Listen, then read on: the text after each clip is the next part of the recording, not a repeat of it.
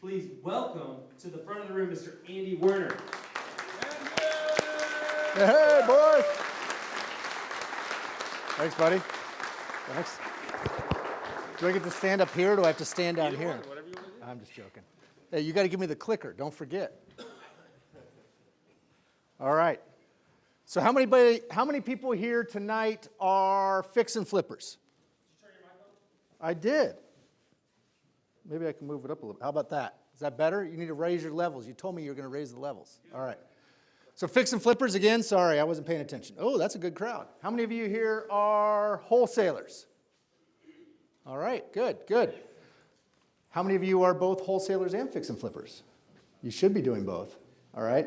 Well, I'm going to show you how to marry both of those strategies, and I'm going to show you a way tonight that I believe will help you in doing either or strategy. But before I start, please know that I live in Phoenix. You live in Birmingham, right? These are different markets, but the concepts are the same. So the deals I'm going to show you tonight, I've done all of these deals in the last 3 to 4 months, all right? And I'm not saying that to impress you. I'm saying it so that you understand that this is very relevant, very fresh information. Phoenix is fairly well known as being kind of the melting pot of real estate investing, right? So it's a very highly competitive market, massively, massively competitive. We've got Guru Central over there. So you got Robert Kiyosaki that lives over there and Dean Graziosi and all these gurus that live out there, right? And so these guys are all teaching everybody how to do what we do. And so you've got all these massive amount of people that are doing what we do, whether it's wholesaling, fixing and flipping, lending, what have you. And so whatever it is you guys pay for in hard money financing here, what is it you guys pay for hard money financing here? I'm just curious. Blurt it out. 10, 12%. And how many points? 2. So in Phoenix right now, it's gotten down to the point, this is how competitive it is. It's gotten down to the point where it's about 10.5, no points. All right, and I don't even know how a hard money lender even makes money. That's how competitive it is. So that just shows you everybody's chasing after the same deal. So the stuff that I'm learning to do because I have to is what I found actually works its way in towards the middle part of America, right? And so I've invested all over the country, and a lot of the stuff that we learn on the coast, you know, whether that's California, Florida, and Arizona kind of moves this way. And so if it's not here yet, this is going to happen for you. And so the next question I'm going to ask you guys is, how many of you here feel like the market's getting more competitive than it ever was before, right?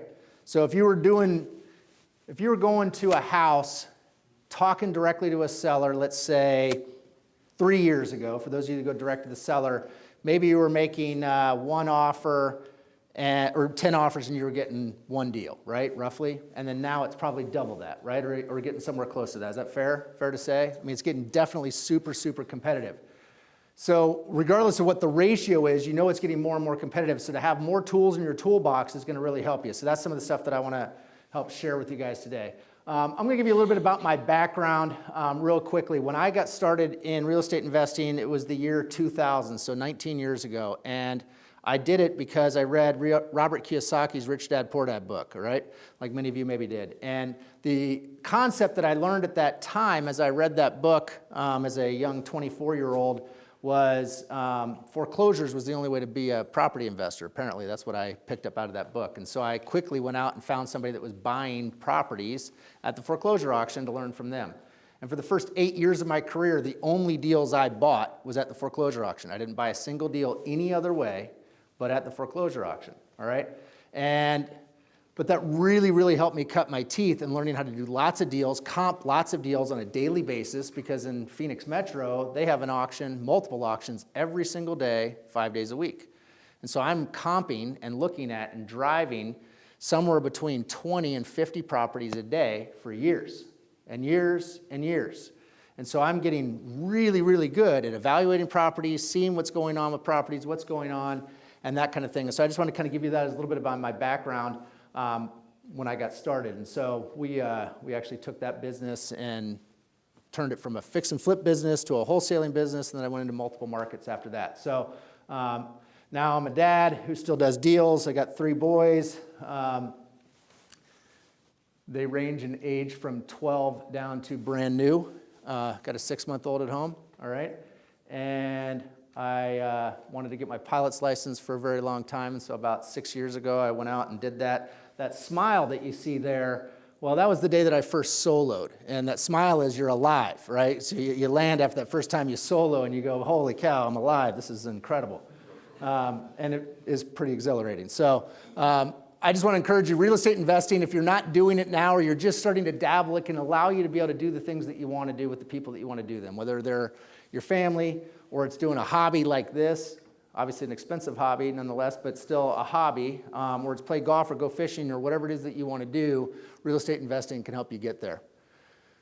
So this is a property that is a duplex in the center of Phoenix, all right? Now, the reason I want to share this deal with you is this is a duplex that I got, and I'm going to share two things with you about this particular property. How I got it and what we did, all right? So how I got this was through networking, all right? Kind of an odd way of networking, but I'm sitting at a bar, and I'm having a drink, and I'm talking to the guy next to me like I would with just about anybody else, because I'm a fairly extroverted person. And he says, what do you do? What do you do? And this particular individual is an attorney, and I'm a real estate investor. And he says, well, no kidding. I got a property. Would you be interested in buying it? Now, I don't know really what he's getting at or whatever. And, he's probably had a little bit more than me, but I'm willing to listen. And, yeah, I've owned this property for like 20 years, and here's the location of it. And he tells me this location. I said, oh, that's a pretty good location. I said, what are you getting in rents over there? And he tells me, and I'm thinking in my head, I'm like, that sounds kind of low. Okay.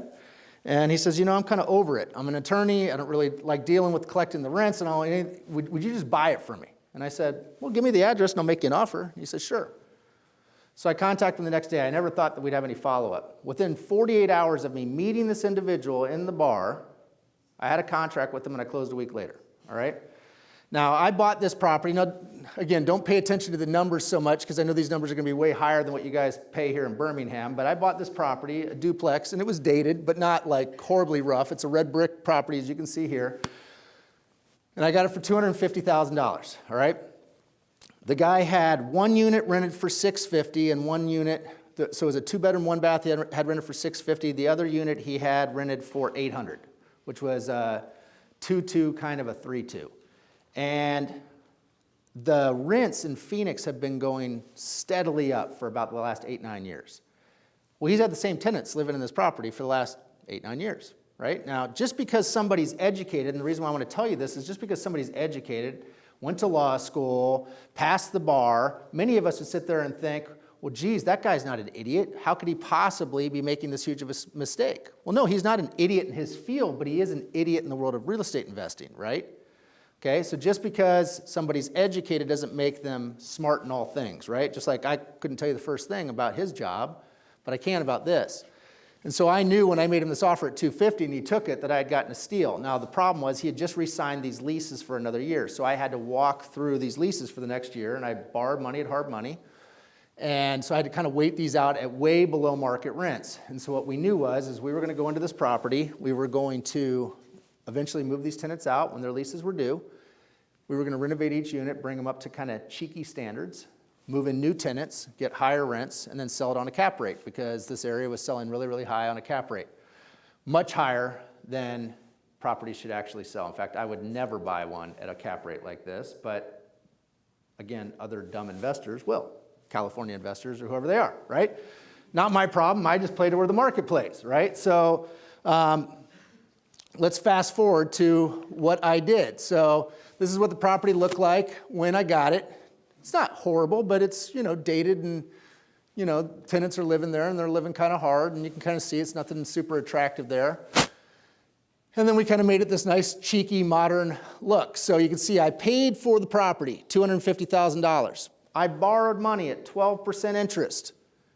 Okay, I spent, what does it say here, on payments, $2,900 a month for 14 and a half months, $42,000 in interest. But I collected $18,000 in rent during that period of time, all right? So that offset some of my stuff. I think some of my slide is actually in white, unfortunately. Eventually, my profit ends up being $78,000 because I sold it for $440,000 roughly. So after closing costs and all that kind of stuff.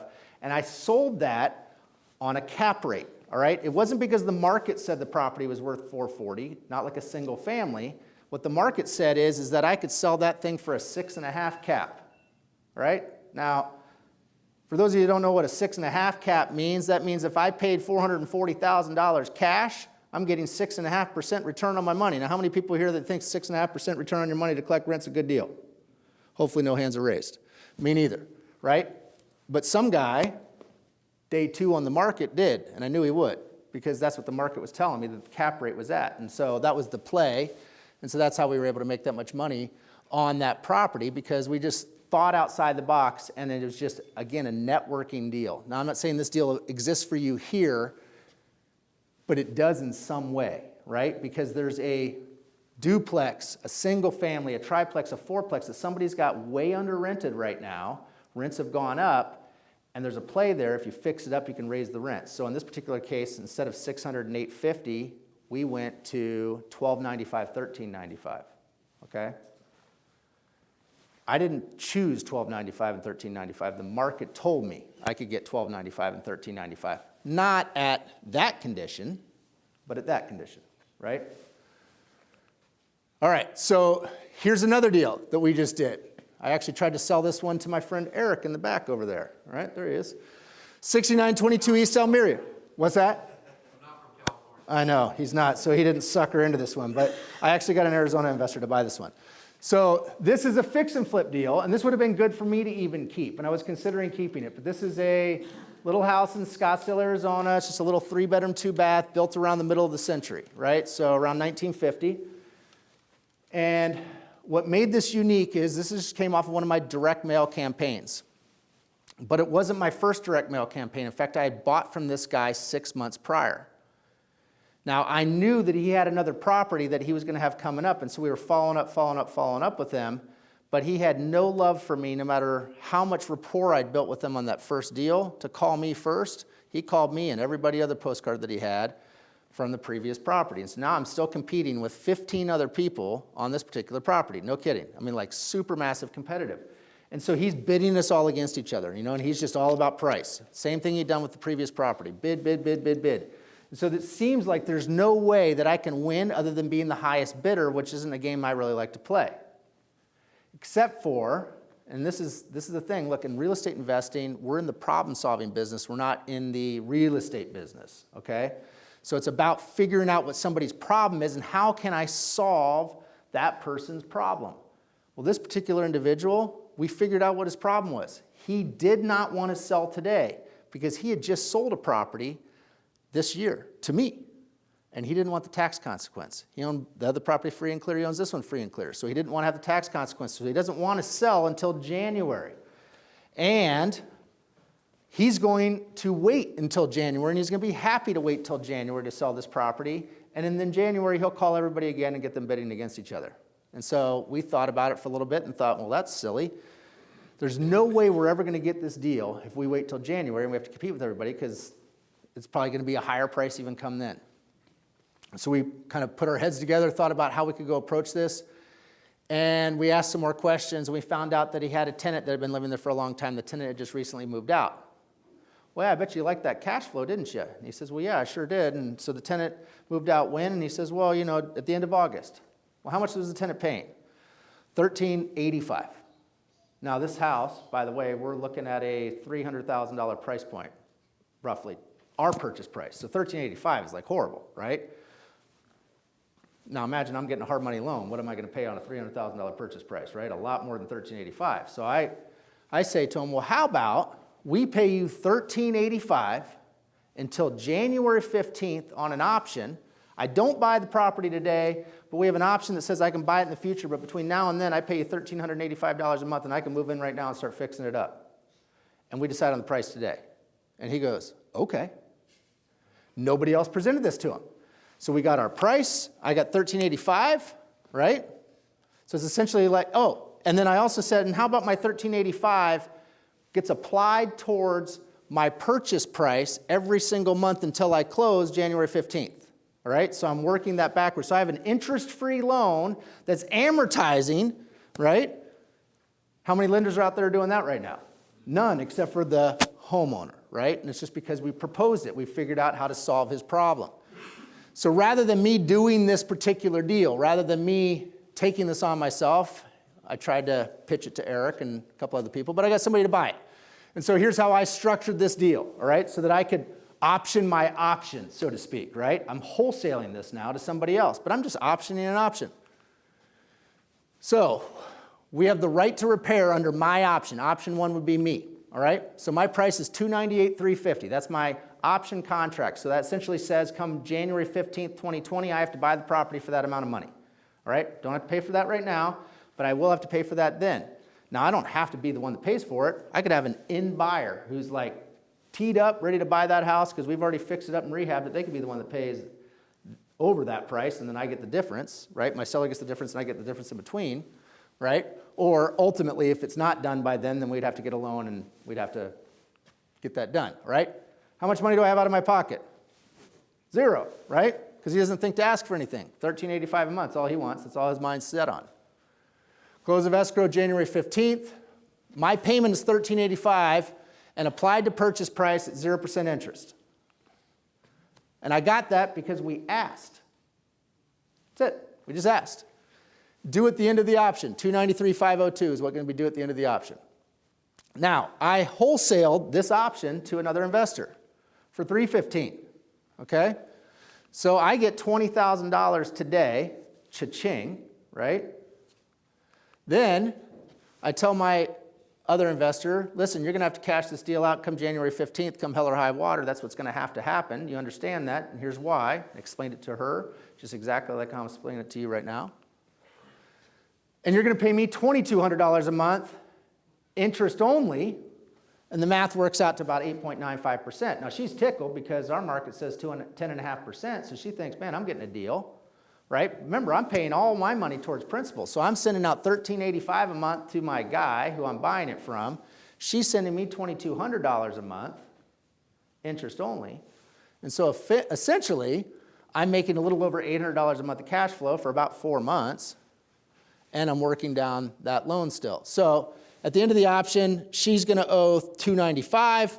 My upfront payment of $20,000 plus the additional $1,500, which is really the difference between those two right there. Okay, so eventually I collect that other bit. So $20,000 plus $1,500, which is less the amount of the principal owed, plus the additional $815 a month I get for the next few months, right? That's a pretty great deal. I mean, everybody in this room, I think, would take that deal every day of the week and twice on Sunday, right? And all I had to do was just think outside the box with a problem that a seller couldn't sell. And you might think this is a unique deal, but I just did another one. This one was a month and a half ago, and I just closed another one this week, almost exactly like this, but I'm going to keep it for myself, where lady inherited the house, called off our direct mail campaign. She wanted a little bit more than what I would normally pay somebody at a cash price, but she was hell-bent on this price, and so we just went to her with the same concept. Hey, how about we pay you $1,500 a month for the next 4 months, 0% interest, and it's applied towards the purchase price. And then we're just going to put up our own money, fix up the house, and sell it. So now I have no interest costs whatsoever, and I basically have a free hard money loan for 4 months to fix up a house, right? So it's just thinking a little bit differently on how to do something that somebody was totally open to because they didn't need the cash today. So it's all about listening to the seller, whoever that is, whether it's somebody who just inherited, whether it's the actual seller, whatever it is that you're talking to, and really listening to them about what their urgency needs are, because sometimes price is what they want. For those of you that were here last month, I think you saw my friend Eddie Speed talking, and for those of you who heard Eddie talk, Eddie will tell you over and over and over again until he's blue in the face that, look, terms is always going to beat price, right? It's the same thing here. I'm just doing it on a shorter time scale. I'm not doing it on 30 years like Eddie teaches. I'm doing it on 4 months for a fix and flip. Same exact idea, right? And so on these type of things, we don't need to do a sell or carry. We're just doing an option, right? Super fast, super clean, super easy. And now my clicker's not working. Brian, did he leave? He left. There he goes. All right. So here's the part of the market that I really, really want to focus on most of the rest of the evening while I've got with you, which I think Brian told me I've got about another 2.5 hours with you, if that's all right. So, no, okay. I kind of fell into mobile homes. I did not choose mobile homes. I feel like mobile homes chose me, all right? And the reason I say that is when my whole entire investing career, I've kind of gone where it seemed like either the market wasn't ultra saturated or I had a competitive edge. And I would recommend you guys do the same. And so when I talk about mobile homes, understand that I'm not talking about mobile homes in a park, all right? Not interested. I'm talking about the ones that actually have the land with it, right? Okay, because that's where the value is really in the land, and how we can really make these things, the numbers just get kind of really stupid, silly, really, really fast. And I talked to Brian about this a couple of months ago, and he says, oh, that'll definitely apply in Birmingham, so I'll take his word for it since he called me to come here and speak. All right, so let's talk a little bit about mobile homes and a few deals that we've looked at recently, because again, it's all about where's my competition not, so that I'm not having to fight like I was talking to you about those previous two deals where we had 15, 20 other investors that were literally competing against, and we're having to think about all these crazy ways of doing something different to be able to get that deal away from our competition. So if we can go where our competition isn't, why don't we try and do that? So let's fix and flip some mobile homes. So this is a little mobile home in a 55 plus community that comes with the land, right? So this isn't in a park, has an HOA. I think the HOA in this particular community was really low, like maybe $200 a year, right? Really, really low. Everybody's house looks like this. This is roughly 1,300 square foot, double wide trailer with the land, all right?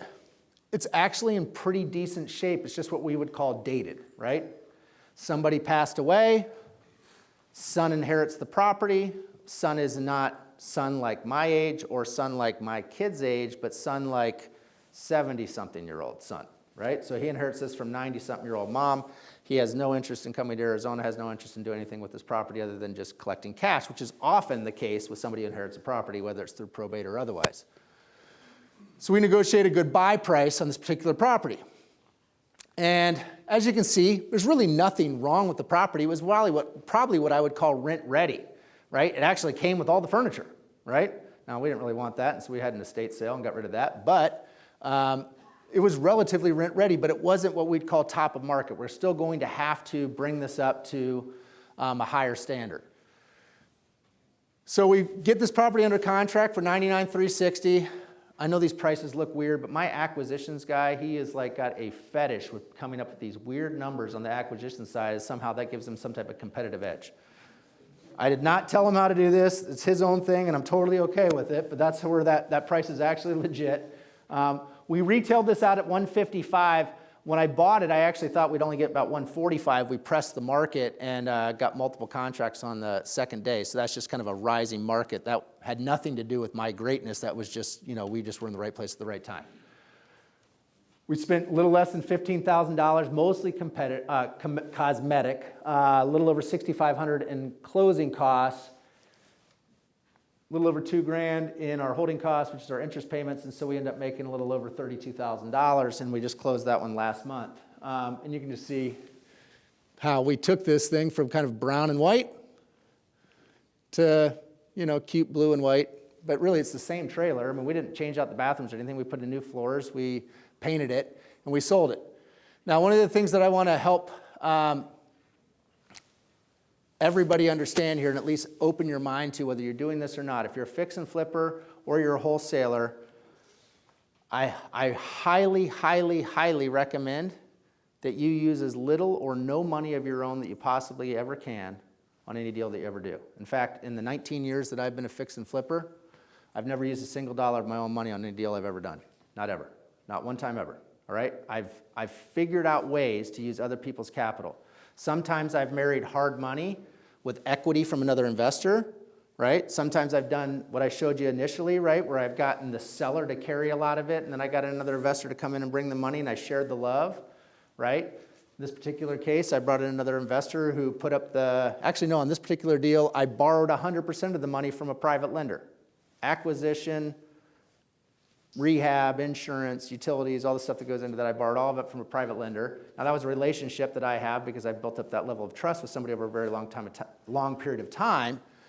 However, I'll show you another one here in a minute where I just got a private investor to partner with me, and I said, hey, let's do a preferred return deal, and I'll tell you about that in just a second. So don't think that just because you have money or don't have money you can or can't do a fix and flip. It's really about how it is that you arrange the structure. I've always believed there's enough money to go around for everybody.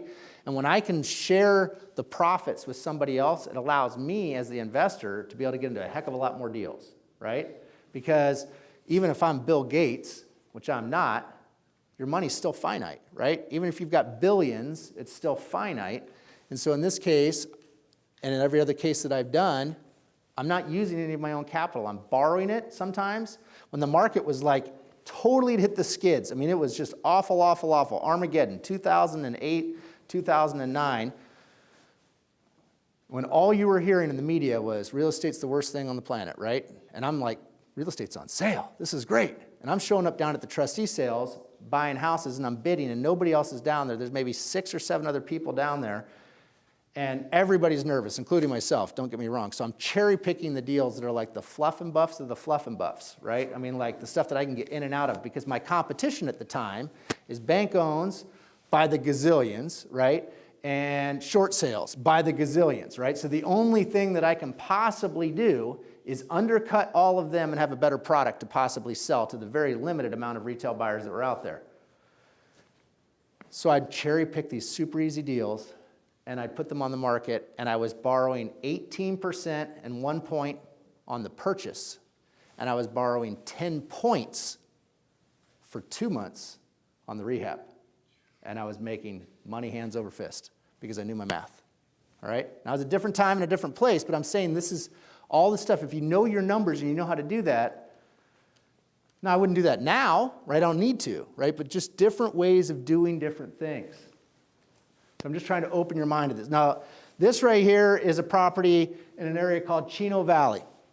Now, Chino Valley, just think of Chino Valley as like the boondocks in the middle of nowhere, Arizona. That's what it is, all right? But it's another mobile home, but it's in the middle of nowhere, Arizona, that somebody wants to go and live with their 25 guns, all their cows and their cattle and their goats and trailers and tractors and all that kind of good stuff. That's where they're going to go. And they're going to live in their trailer and they're going to be happy. And there's nothing wrong with that. But this is where they're going to go, all right, to Chino Valley. Now, I don't care if it's in Chino Valley, if it's in Birmingham, if it's in Phoenix. If it's a deal, it's a deal, it's a deal. I'm going to buy it. And so this is the same thing. And so this particular deal, it was such that I was able to do what I mentioned at the beginning, marry wholesaling with fixing and flipping. So let me explain. This property was brought to me by another wholesaler. All right, I don't actively market in this particular area. I don't really particularly market and look for deals in that area, although I do a handful up there a year. It's not one of my specialty areas. But when somebody brings me something and I know they've vastly screwed up on the pricing of it, I jump, right? Whether it's another wholesaler or not. And this particular individual, they had mispriced it. They mispriced it so much so that I knew I could re-wholesale it to somebody else, right? And then I thought, well, why re-wholesale it to somebody else? I could just rehab it. And then I thought, well, how about I re-wholesale it to a partnership that I still have a back end on, and I can get a wholesale fee on the front end, and I can collect some money on the back end too on the fix and flip, and that's exactly what I did. So let me show you how I did that.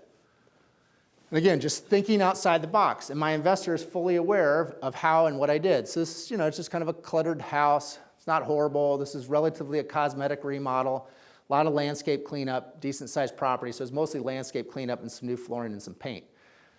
So you can see basically just what I said, all right? So here's what I did, all right? We picked it up for $78,000. I wholesaled it for $10,000 to a partnership, all right? So now I'm at $88,000. That partnership that I wholesaled it to was a private investor that I know who's passive. It's a couple of, it's a husband and wife that are engineers. They work for a big engineering firm. They don't have any time. They got plenty of money in their IRA. And so I made a really sweetheart deal for them. You put up all the money, acquisition, repairs, insurance, all the hard costs, right? I'll give you a 7% preferred return on your money, and we'll split the profit 50-50 after that, all right? Now, I'm already collecting 10 grand on the front end, so I feel pretty good about this, and I've done this many times in the past. They know I'm making money on the front end. It's very clear. It's very above board. It's on the HUD. I'll explain to them up front.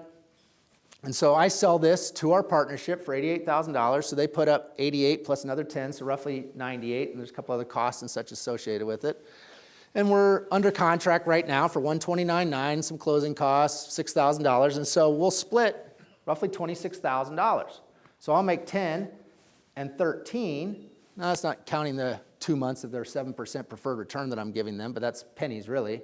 And so roughly I'm going to make 10 and 13, maybe 12 after it's all said and done, and that's what, 20-some thousand.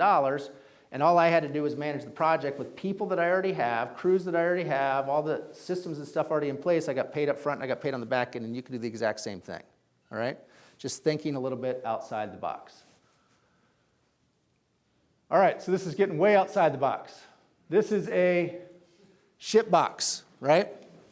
But the seller doesn't want to give me the property. He only wants to give me the mobile. He wants to move a new mobile onto this property. His problem is that it's going to cost him $10,000 to get rid of this mobile, right? To throw it away. So he's actually excited about the fact that I might give him some money for it, which I said $500, right? Now you can see that it's missing part of the roof. That's not a lie. And because of the weather, after a roof's been missing, you can imagine the damage to the water and the subflooring that's happened inside this mobile in the meantime. So that's still going to be about $12,000 of damage to fix the roof and fix the subflooring. But the rest of the entire property is relatively good shape, what I'd call rent ready after we had that stuff done. We still probably do a cosmetic remodel. But even after we spend 10 grand on that and the 500 to him, or the 12,000 on that and the 500 to him, and maybe another $8,000 on rehab, we're in this thing about 20 grand. So now it's really a matter of what's it going to cost for me to move this mobile and hook it up somewhere else? Is this going to be economically feasible?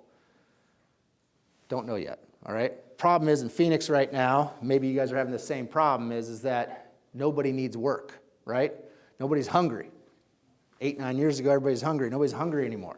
So I used to move mobiles all the time. It would cost me $3,000. The quotes I'm getting right now are between the $25,000 and $35,000 range to move a mobile a half a mile away. I already have the lot to put it on.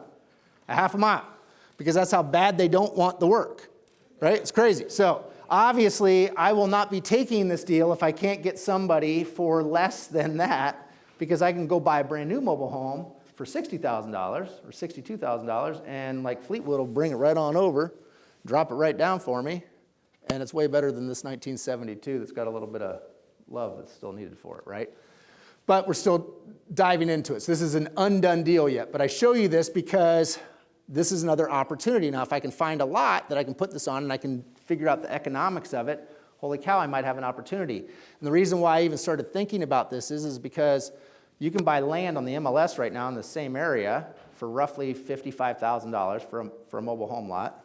And if I can get this for $500, and let's say I could just get the mobile home cost moving down to 10 grand, right? And then those other numbers I was talking about, this thing will retail for $150,000. So I've probably got about $70,000, $75,000 in an area that nobody's thinking anything about, right? Nobody's thinking about doing these kind of things, and that's a relatively easy job. This isn't a whole lot of moving parts. Yes, we have to move something, but there's not a whole lot of extra stuff going on. So we get this property under contract, which just kind of leads me to this. This is a mobile home, and although if you can see this right here, you can obviously see this is block construction, which would lead you to believe that this is a house. This would be lying to you. There's a mobile home that they built the house over, okay? So it's kind of bizarre, right? And so, yeah, we could probably pull that mobile out of it and finish this puppy up as a frame-built, site-built construction property. However, that's going to cost us some money. But reason why we got this one under contract is because it's on a double lot. It's roughly 15,000 square feet. So each of the lots over in this area are, around 8,000 square feet each, 7,500 square feet each. And this thing's sitting right off to the side. So we have an empty lot. So by getting this at close to retail, we still have a huge deal because the lot we know is worth 55, 60 grand. And remember, I got this guy a half a mile away that I could potentially move on. And if that doesn't work, I can get one for 62 that's brand new, 2019 build from Fleetwood, and they'll bring it out here in 2 weeks, right? With a lot for free. And the new build will fetch me probably 180, so I definitely have a deal there. I have more money I could make if I can pull this off financially, but I'm not going to do it if I can't pull that off. Again, I'm sharing all of this stuff with you so that you guys can start seeing things like differently as you start to get into a super competitive market, how we can do things in just a little bit of a different way. All right? And last but not least, this is a house or a mobile home. What do you think? It is a mobile. It is. This right here, so you see these two gentlemen standing right there?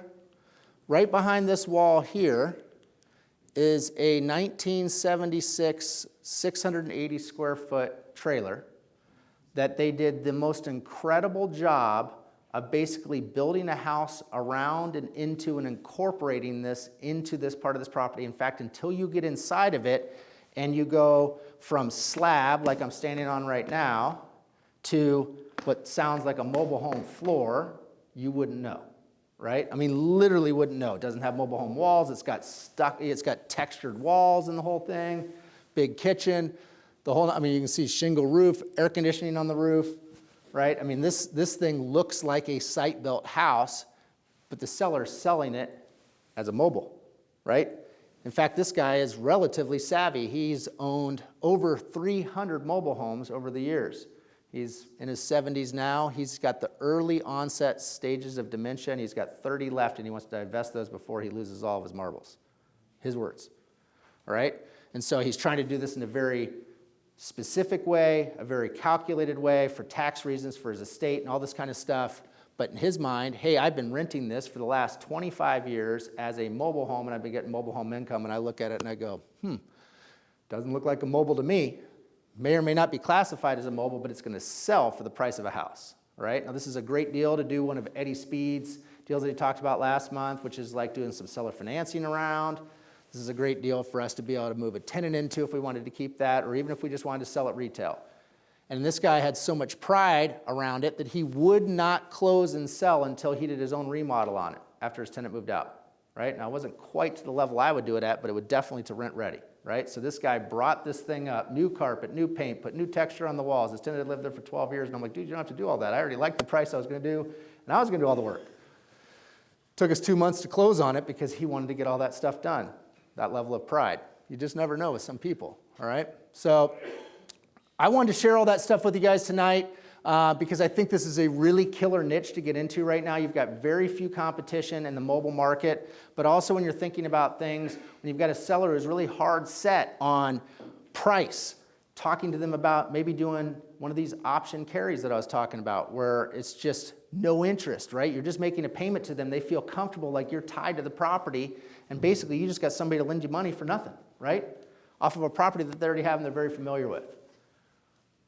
And there's some before pictures and on that particular deal. Those of you who'd like to get a copy of my ebook, this isn't a fluff book at all. You can go to that website right there. I know it's kind of long, but it's thewholesaleempire.com/blueprint. It's about a 50-page book. It kind of has some tips and tricks of how I kind of learned this business coming up. So feel free to go that and download it. You'll get it tonight. It comes automatically right to your email address. Wrote that a couple of years ago, but it isn't a fluff piece at all. It's actually pretty meaty. So I hope you guys pick that up and take a look at it. Let me know when you're ready for me to advance. Everybody got that? And then lastly, you can find me at all these places. There's my email address, there's my Facebook, there's my Instagram. I'm pretty active on Instagram. If you send me an email and I don't respond, send me 12 more. I'll eventually respond to you. That's probably the worst place to get ahead of me. If you actually instant message me on Instagram, I'll probably respond a lot faster. Email, I get like 200 a day, and people just keep pounding on me until I say yes. So who's got questions? If you guys got questions, I'm willing to take questions. If not, I'm happy to meet you guys in wherever it is that Brian wants me to go. Yes? On the mobile homes, when you're comping them, I mean, is it the same process? I mean, you have the information's out there, it's available on Zillow. For sure, yeah. So I don't recommend using Zillow at all, me personally. In fact, I think Zillow is kind of a four-letter word. Zillow I use a lot in my business, but not for valuating properties. And the reason is just the values can be so wildly off, right? And especially when it comes to mobile homes because they have so many different intricacies, age being especially one of them. Like a non-financeable mobile is 1974 or older, right? Now there's a couple of companies out there that'll finance them, but Fannie and Freddie and FHA and VA and all them, they won't finance those when they get that old. So that will devalue your mobile home for sure, and Zillow won't be factoring that in, right? So you're only marketing now to a cash buyer. So I always recommend using the MLS as your primary source for comping those, just as I would with a single family. But yeah, it's the same exact thing. I mean, it's just, if you can take a certain area, maybe there's not many mobile homes in that square mile that maybe you're looking at or whatever, okay, well then take all of Birmingham maybe, or this section of Birmingham that you know is nicer or not as nice, whatever is, and just mobile homes with land, right? And use that as your kind of apex of how to comp that property. That's how I would do it, right? It's the exact same thing that you would do with anything else. Apples for apples. What do we have? What do we not have? Are our areas generally the same? Does that help? Perfect. Anybody else? Yes, sir. When you're making your offers, do you always offer cash and credit financing, or? So the way I do it is I always go in hard with cash first, right? People love cash until they don't, right? And so when they don't accept cash, it's usually because it's not enough, right? And so I want this, they want that, and we're too far apart. So how can we figure out how to get somewhere here?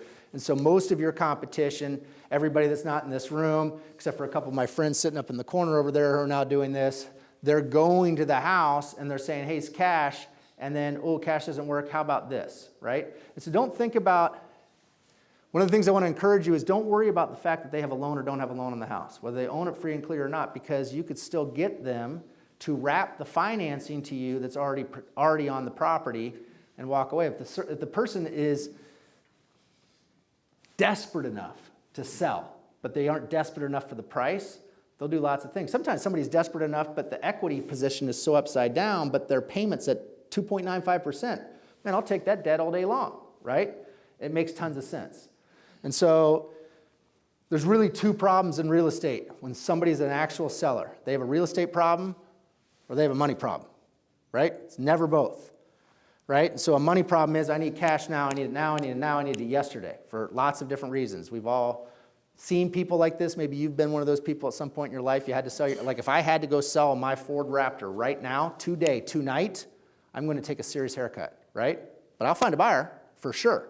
But if I got a month to sell it, no problem. I'll get top dollar, right? Same thing with a house. Now, if I've got a real estate problem, not a money problem, then I probably want more money, but I don't want the real estate anymore. So now if I can come in and talk about some of these crazy terms that I was talking about earlier, all of a sudden it becomes more appealing to them. Does that answer your question? Yeah, all right, perfect. Anybody got any other questions? Yes, sir. So on the deal you did the option, rehabbed it, and then sold it, do you record the option to cloud title to protect your I interest? do not record the option. This is a great question. I do not record the option, but I record something that's called a memorandum of contract. That will cloud the title, and it also does not allow for public record to see what actually I have the contract or the option for. All it says is Andy has a contract. Call Andy, right? I mean, that's essentially what a memorandum of contract says. Nobody can sell until you call Andy, right? I made this mistake one time, about 10 years ago, quick story. We had an acre of land on the Columbia River in Washington, just north of Portland, Oregon, right? So basically Vancouver, Washington. Now this is prime real estate. This would be like oceanfront, right? But it's on the Columbia River. And this lady wants to sell her property. We get her under contract. And I mean, for a song, like 30 cents on the dollar. I mean, for this prime piece of real estate, right? And her caregiver found out that we got this property under contract. She went around us. She got the elderly lady who was now starting to get a little bit worse and worse over the months later as we were working through some different title issues. She got her own contract and she went and closed on it for more money. And because I didn't have the memorandum of contract, and I actually sued the title company and I lost, right? Yeah. Other questions? Anybody? Happy to answer as many as you got until it's time for me to fall over. You guys go home. Let's give it up for Andy. All right. Well, thank you guys very much. Appreciate it.